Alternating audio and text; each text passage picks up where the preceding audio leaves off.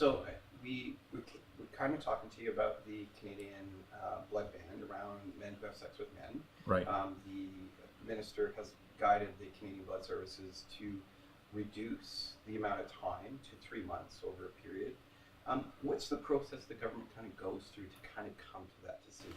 A lot of it is based on data that's been accumulated by bureaucrats, and Health Canada is very good at that. So they look through everything that's happened in the past. And one thing we've insisted on as a Liberal government is that our decisions be based on evidence. And I'm not a scientist, so I'm not going to go into detail.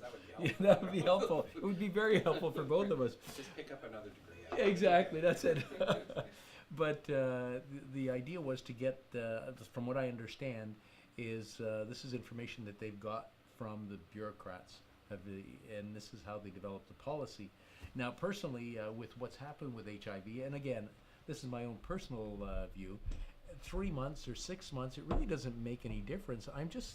The question alone seems to be a bit of an invasion of privacy. So you look at it and you kind of wonder about it, but I have to go back to the minister and the people who have done the work, and hopefully they've done it for a reason, and it's science-based. But still, I mean, it's an odd thing to ask in 2019 whether you had sex with another man if you're a man. When you look at what's out there, I guess the question is if you had sex, period, with someone else who isn't, I guess, for lack of a better word, and throwing back, promiscuous, going back with multiple partners. So it really doesn't matter whether it's a male or a female. Is there a chance of some kind of a sexually transmitted disease that has entered the fold? Actually, now just a point on that, the community, the overall, especially the LGBT community, is finding that this is targeting a very specific group of people that is promoting anti-stigma. So it's promoting that stigma around the AIDS crisis that happened in the 80s, so how can we combat that? Because it's actually feeding into the HIV stigma that is now faced by many people today, where people won't engage in a relationship with someone who's living with HIV. They get death threats, or they get called all kinds of names, or on some of the dating apps, which I know you're not familiar with. But with the what? Sorry. Some of the dating apps, which I know actually, you're not familiar with. I've heard of a couple of them out there, and not necessarily for LGBTQ communities, but others. And I'll be honest with you, they caught me off guard. I didn't realize they actually existed. Some of the stuff that's there. Times have changed. Oh boy. So the overall education around HIV has been very, very negative, because it still stems from the 80s. There's still a certain percentage of people that believe HIV is transmitted through sharing a sweater. I think it was 21% or something like that, or Wow. you can get it from the toilet seat. Yeah. And those kind of ridiculous numbers. So how can the government find a balance where they're promoting this stigma around HIV and the blood ban for men who have sex with men in a way that can help them get away from the stigma? Because in a sense, they're kind of promoting that just a little bit here. It's almost like a double-edged sword, where yes, everything's okay. It's there's no issue. I mean, you can be LGBTQ. And it's not a problem, but on the other hand, well, there's a stigma there, and you're right, that is a double-edged sword. The only way to combat that is through education. I mean, ignorance is probably the biggest factor with a lot of these things. Like you say, 21% think you can get it from a sweater. I mean, when you hear it, it sounds ridiculous, and you wouldn't even think there's anybody thinking that way, but it's out there, and I think it's important that education and awareness is probably the best way, whether it's campaigns, whether it's just, like, I know for the longest time, I remember when we had the issue on same-sex marriage, and people would say, like, well, what do we do? And what I used to tell friends who were same-sex, I'd say the best thing to do is get to know someone who has odd beliefs, who doesn't believe in homosexual lifestyle or is really dead against it. Get to know them really well, and after about a month or two of knowing them, then tell them. so that they realize, you know what, you're a human being, and that's what comes first. And I think that's probably the biggest thing, is getting people to understand each other. Whenever there's a difference, there's a fear because you don't understand what the other person is all about. But once you get to know the person, you realize they're just like me. They might have a few differences, but it's something that you have to learn and you have to get to know. And once you know people, you know people. They're your friends. They're no longer the friend who's a homosexual, or the person who is bi, or the person who is Italian, or the person is Greek. I mean, it's about knowing the person. And I think that's probably the best thing, is getting a campaign out and getting intelligence out there that people can know each other. And I mean, it sounds simple, but in the vacuum where there's no information, people tend to create their own, or they'll pick stuff up, especially nowadays with the internet. I mean, some of the stuff that's out there, you look at and you think, okay, where did this come from? And it comes across as so factual that you look at it, oh, it must be true. And that's where it's very difficult for people to look at and say, okay, what is true and what isn't true? And in the absence of facts, stuff gets created. So, we're going to go on to that in just a second. Okay, very good. But I'm going to back you up just a little bit around the blood ban and so forth. So my question is, if men who have sex with men are able to donate blood because they've had sex with men within a 3-month period, why are we not doing that for everybody? Oh, I agree. No, I tend to agree. I mean, and like I said, have you had sex with someone other than a single partner who you have who has not had sex with anybody else? I guess would be the question. It gets kind of complicated, and it blankets everyone. And I think, I mean, again, I'm not on the health committee. I'm not a scientist, but I'm looking at it from a fair point of view. If you're going to ask that question, it should be right across the board. And have you had multiple partners, or had sex with someone who's had multiple partners, period? I think would be a more fair question to ask. Something maybe I'll bring back to the health minister and see what she has to say on that one as well. I will leave that one with you. I think that would be fair. Yeah, no, that's a fair question to ask. So actually, Canada was the first country in the world last year to actually endorse the undetectable equals untransmittable. That's pretty progressive for a government to actually take that stance. That happened on World AIDS Day last year, which was a lot of work of a lot of people, a lot of labor unions, a lot of trying to get that information out there. So Canada's making that commitment to squash that stigma around HIV, because I know they've launched an anti-stigma campaign. So it seems that there's a struggle somewhere in there, going, we've got all this other scientific stuff, but we still need to make sure that we're protecting everybody. And I know that Canada has been ranked as one of the best, safest blood services in the world because of what the government does. So I guess it's, how are we going to find that balance of making that change towards where we can stop the shortage on blood, for one, because if everybody was able to donate, I'm sure we could eliminate that problem. So how do you find the balance for a government to make sure that we keep everybody safe, we're still avoiding all the stigma? Like, how, that's not an easy challenge by any means. No, I mean, when you look at rights for LGBTQ people, it's the whole thing is, we've been pushing, and we've been very much avant-garde and pushing other countries as well. But it's a struggle. I mean, you do have to push a little bit at a time. Sometimes you take bold measures that really end up costing you, I guess, at the electoral time, because there are, again, as we spoke about earlier, it's ignorance and not knowing exactly what is going on or what the truth is. But what ends up happening is, if you base it on science and you move slowly, sometimes it moves too slow for what you like. And I mean, I'll be the first to agree with that one. The thing is, if you go too far all at once, what ends up happening is you end up with a backlash. And the backlash could be a lot more painful than the advance you've made. So it's got to be done at a reasonable level, that you're slowly converting people to think, okay, you know what? Based on facts, based on what we know, this is where we're going. So, and that's basically the way the government works. I mean, very rarely will you see a government come out harsh against something, or like, you know, very avant-garde to the point where they're ahead of the game. although we've done it a few times in the Liberal Party. And like I say, it's cost us, but you know what? Sometimes I got to admit to you, sometimes it's worth it. Yeah. But in the long run, I think it works out. But I think sometimes if you move slowly towards something, it ends up being more effective than trying to go all at once. Sometimes you need that shock. Sometimes it's a case of, well, nobody's really looking at this, so let's just kind of move slowly, and people will see the facts and be comfortable with it. So I don't know if I answered your question at all. It's more on the way government works than it does anything else on that one. So actually talking about the LGBT community in general, the Prime Minister apologized, which Yes. is a huge thing. I think he's becoming the apology Prime Minister at some point because he seems to be accepting the wrongs of everybody at some point which is the first Prime Minister to actually do that, to Yeah. acknowledge that we've made a mistake.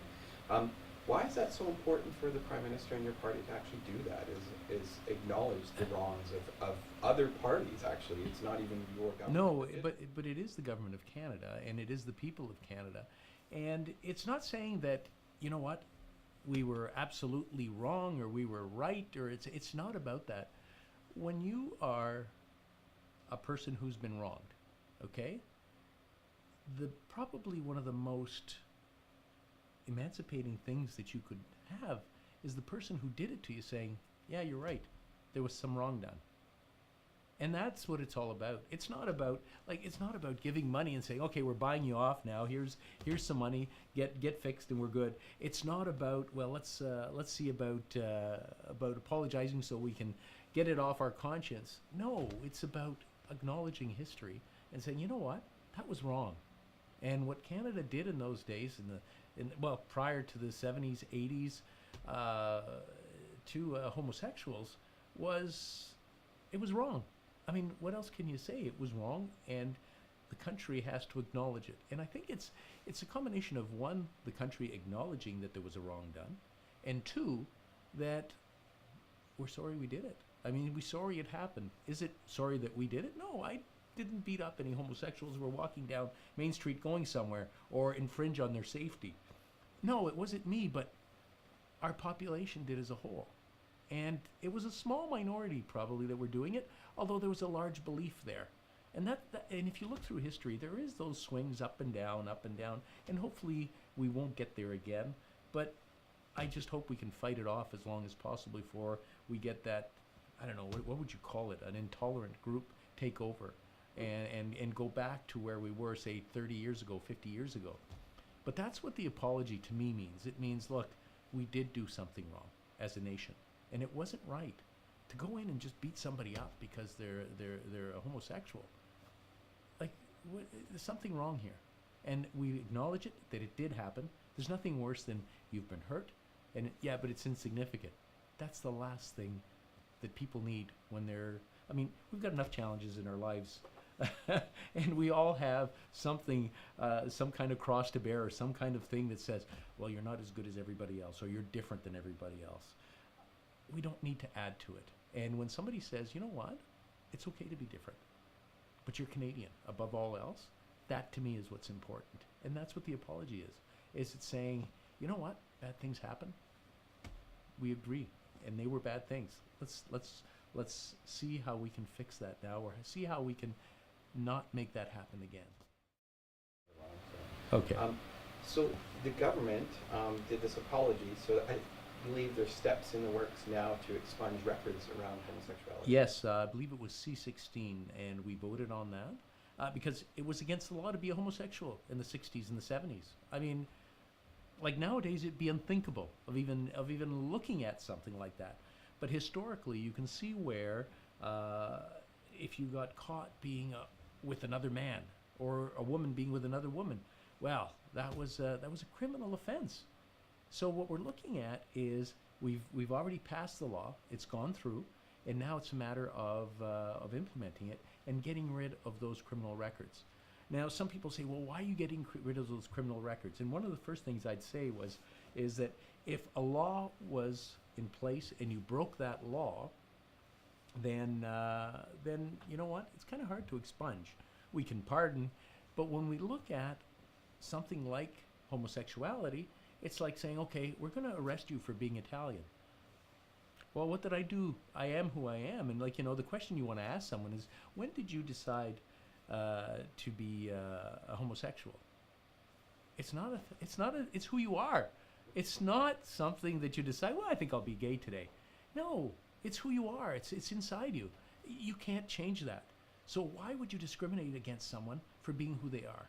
And that's the way I see it, is that people are people. And you cannot discriminate. If somebody makes a decision to kill somebody or to hurt someone, well, that's a conscious decision. But being who you are is not against the Charter of Rights. It's something that you have. And by being who you are, we can expunge those, or by looking historically, and people being who they were, then we can expunge those charges. And they can walk freely and not have them appear at all. And I think that's very important. Yeah. Did you get a lot of opposition around this law, this bill? Not as much as I would have expected. I remember with same-sex marriage back in 2004, I've never experienced so much hate in this country as I did then. And it was people calling, faxing, sending emails, threatening emails and letters, saying that this is against the wishes of God, this is this and this is that, and just hateful stuff. And but with C16, not really. There wasn't a lot. There was some, but not what we saw in the past. But again, ignorance is probably one of the biggest things. And back in 2004, when we were pushing when we were pushing forward same-sex marriage, it was something that was avant-garde. It was on the edge for the world, and people were dead set against it. Well, I shouldn't say people. Some people were dead set against it, and you looked at it and you thought, okay. And I had friends who were same-sex couples, and I would get people say, well, they'll make fun of the kids. The big argument from older people was, well, if they're allowed to adopt, then the kids at school will make fun of them. Well, that might have been the case back in the 50s and the 60s, maybe even the 70s. But nowadays, it's acceptable. And it's something that you see. And heck, I see parents who are same-sex. They're the best parents around. I was actually just thinking about the article that came out and said usually their kids are smarter than straight parents. I don't know if it's actually true. I was just like, they're loving people. Yeah. I mean, they do a great job as parents. So to say that no, you can't because, and I know there was arguments even when the CPP and the pensions way back when, this is before I was elected, was transferable to same-sex partners. That was a big argument as well. Well, the argument there was, well, the whole idea is one of them would be a stay-at-home parent, and the other one would be working. So to compensate, you can transfer it. So it's only if you can have kids. Well, back then you couldn't adopt. Well, wait a minute. Once you adopt, well, then that disappears. And like in my situation, my wife and I couldn't have children. We adopted. So would that put me in the same boat? I mean, you really got to wonder about the logic sometimes. But overall, I think we've I know we've come a long way since the 60s and the 70s, but there's still a way to go. And as long as ignorance exists, that's where we have problems. I think one of the best examples of getting educated and changing your mind was President Obama around same-sex marriage. He actually was dead set against it when he was first elected president. That's right. And I'd forgotten about that. He changed his mind and actually pushed for same-sex marriage because he recognized that it didn't matter. It was more important that people were able to engage in a long-standing relationship and be recognized for that. So I think people forget that we can change our mind, and politicians are human that do change their mind too. Like it's not. Well, think about it. Like even what the majority of people, what they thought in the 60s and 70s and into the 80s, and what they're thinking today. I mean, people have changed their minds, and I look at it as. I don't want to get political here, but a small L liberal, I'll say. I would not the big L liberal. You don't want to get political, politician. Yeah, well, a small L liberal. When you look at it, the whole idea is not left or right, but it's how can we make things better? And and there are progressive parties. It's about how do we make it better, and get to the next step. And people say, well, you can't go left enough or you don't go right enough. And I look at it as, how do we make it better? Okay? Whether it's left or right, it doesn't really matter. Is this making life for Canadians better? And to me, that's what legislation should be doing. Not hurting someone, not restricting someone, unless of course it's hurting someone else. But you want to make sure that they're thinking, or what they're saying and what we're passing as laws is actually moving forward. And I mean, to me, that's what a progressive society does. It's about making society better for all of its members. So you yourself have attended Pride. Yes. In North Bay the last few years. I know we've seen you. You actually had to make one of the most emotional speeches at the flag ceremony. I remember that quite well, of how much that meant to you. But the Prime Minister of Canada was one of the ones that said that it's important for leaders to lead by example and participate in those type of events to show that we are working towards equality and everybody's equal. So is that partly why you're there? I mean, I think you recognize the community as part of the community. I mean, I don't think that's even an issue or a debate. But what is the importance of leaders like yourselves and the Prime Minister actually participating in like pride parades or pride marches or being at a flag ceremony and saying your thing? You know, just showing up is really important. Yeah, that's a good question. I hadn't really thought about it that way. I mean, I just see it as a part of the community, something I believe in. And like, again, why wouldn't I go to an Italian celebration or a French-Canadian celebration? And a pride parade, to me, is an event. And I'll be honest with you, one of the things that really amazes me, especially the last couple of years, when you're walking with the pride parade and you look up and you see older people waving a flag. To me, this is where I get emotional, I'm sorry. But that's what it's all about. It's converting and educating and making sure that people know that, hey, we're celebrating difference. And if we had done this in the 80s, okay, we would have had rocks and eggs and who knows what would have been thrown at us. And that's where there's still people throwing them in jail. Exactly. In some countries it is, yes. But when you look at people who have gone through, older people especially, who would have thought it unthinkable of doing that, waving a flag, a rainbow flag at a parade, and then having them wave from balconies and cheering on, it's like, boy, we've come a long way. And to me, that's what it's all about. Why am I at the Pride Parade? Because I've got friends who were beat up because they were gay. It's not right. Like someone who's walking down the street at night, and it still happens in some countries. That should not be allowed, and it's not allowed. But some countries turn a blind eye. I don't want Canada to be one of those countries. Because when you're walking down the street, whether you're gay, whether you're female, whether you're male, you should feel safe. You don't want to look for a safe place where you can hide. And to me, that's what it's about. And okay, the pride is okay. Sorry about that. That's okay. You're human. I keep telling you that. The pride is about human rights. The Pride Parade is about human rights, and to me, that's what's important. So to say that it's just about pride, no. I mean, it's not just that. I don't care who you are. You're allowed to be who you are, and that to me is what the Charter of Rights protects. So by marching in a pride parade, I'm saying it's okay to be who you are. And to me, that's what's important. So it's about being safe. And again, going back to talking to friends of mine who are homosexuals and saying, well, I remember as a kid having to watch where I walked home, because if you walk through different areas, you got beat up. And some of those, they got violent to the point where they were hospitalized and there was some deaths. So that's not acceptable. Heck, I grew up in the east end of North Bay, which can be a little bit of a rough time back in the early 60s or in the mid 60s, 70s. It was tough. So I remember walking home as a kid and there was gangs there and they would, for fun, beat people up. I was one of those kids who got beat up. Nobody should go through that for no reason. And you don't see it anymore. Violence is something that we've turned on and we've said, look, you cannot harm another person. So there's no exceptions to that. And like, you know, if even men who hit women is totally unacceptable.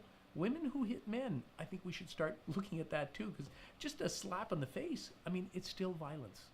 So violence should be frowned on. And to me, safety, personal safety, is tantamount. Well, I think we are. I think well, we're a little bit older, so we kind of get some of this stuff.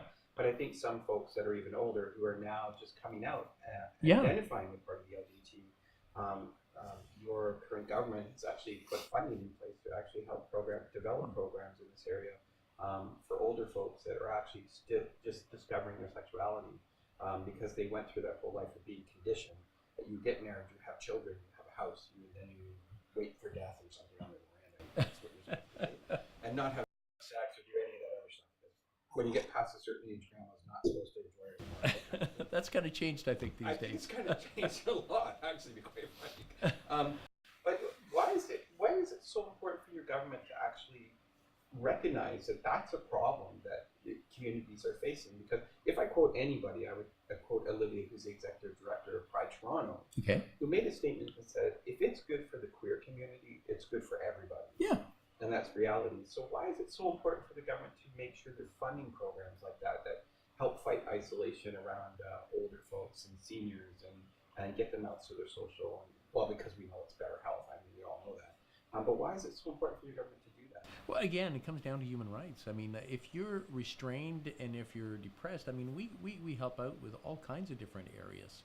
And it's about being who you are. And I mean, you mentioned discovery, and you would know better than I am, than I do, but discovering who you are or discovering your sexuality, I'm not sure that's the right term. Maybe I'm wrong, and I stand to be corrected, but admitting to your sexuality is probably the bigger thing. I think that's actually a good way to put it. Yeah, because you're admitting to it, because if you're told over and over that that's bad, well, I'm not a bad person, why would I be bad? So when you admit to who you are and say, okay, yeah, no, this is who I am, then all of a sudden things open up. And as an elderly person, it would be harder because you grew up with certain beliefs being drilled into you that, okay, no, I can't admit to this because I would be guilty. Or in the 60s, you'd be thrown in jail in Canada. So you don't admit to it. And I mean, it's what it is. I mean, like, you know, you are who you are. Why not encourage people coming out and being who they are?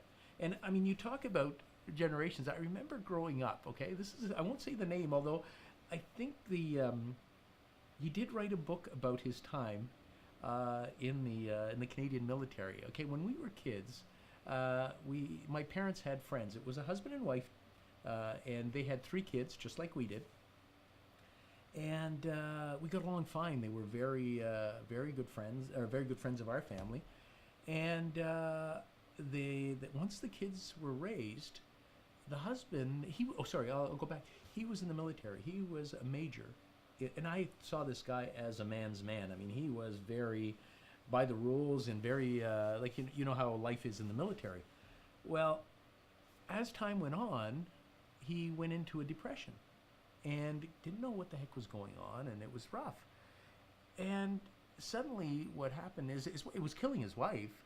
So what ends up happening is he found a friend, and the friend would come over, and they would hang out together. And when they hang out together, he was in a great mood. So his wife was very happy. At one point, what ends up happening is he says to her, I'm a homosexual. And when I'm with his partner, with his new friend, so he's left his wife. Okay? She was shattered. Now, the reason I'm telling you this is not because it was right, it was wrong. Society forced them to do that.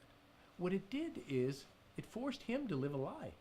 So he had to conform in order. In the military, could you imagine being a homosexual in the 60s and 70s?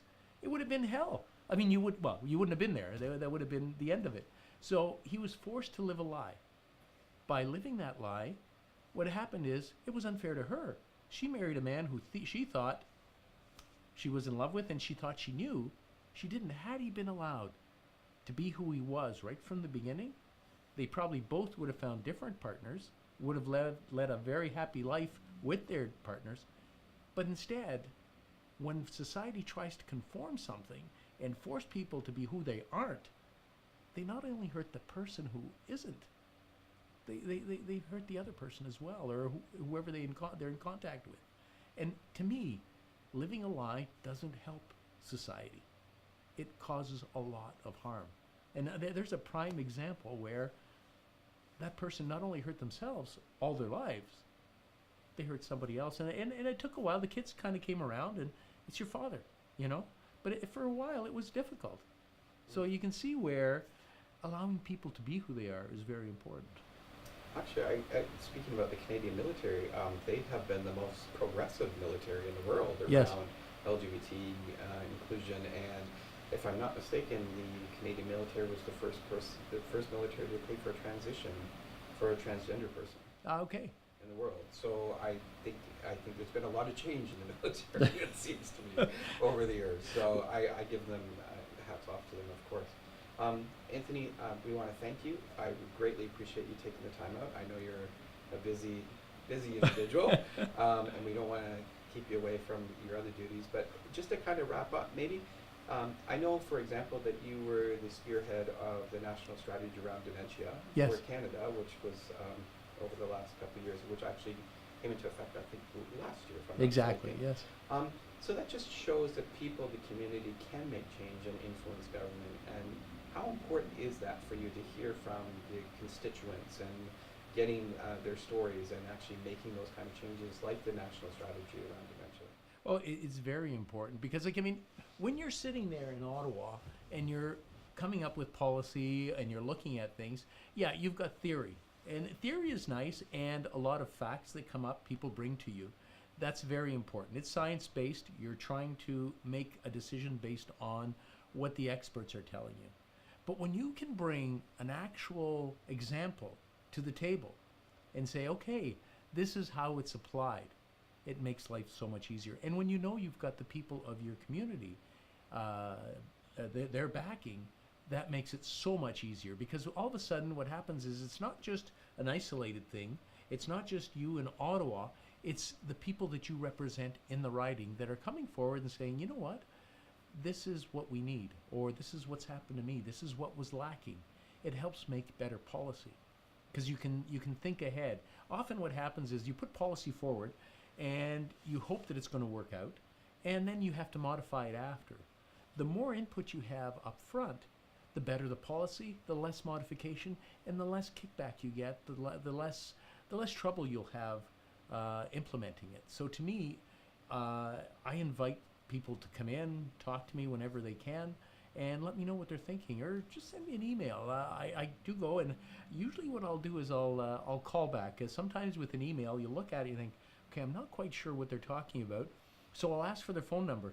And I often get, I think some of the funniest ones I get was, I'll call up and say, hi, it's Anthony Rota calling. And they don't believe it. It's, yeah, right. Is it? No, who is this? No, it's Anthony. I just got your email, and all of a sudden, and then it turns into a conversation. And through a conversation, you get a lot more information than just straight the facts going down. And as people are talking, I'll usually take notes and go from there. So how important is it for people to tell me what they're thinking? Very important. And by having their opinions and their thoughts, it helps me get closer and make sure that the legislation that we're putting forward truly reflects Nipissing-Timiskaming. And to me, that is a key area. Now, I often, when I talk to students, I'll often say what we do is exactly what I just said, is how the process works.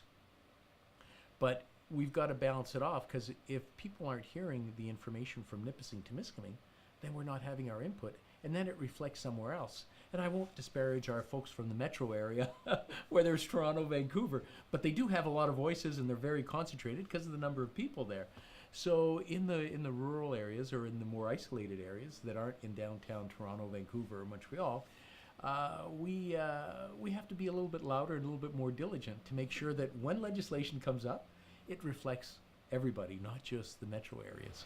Yeah, because it's a lot of Toronto-centric stuff. Oh, yes, exactly. So Anthony, thank you very much for taking the time out to meet with us. We greatly appreciate that, and we look forward to seeing what happens over the next little while. I guess you're in there for the campaign mode pretty soon. So. Yeah, the election should start soon, but thank you very much for having me today, Great. Jason. It's been a pleasure. Thank you.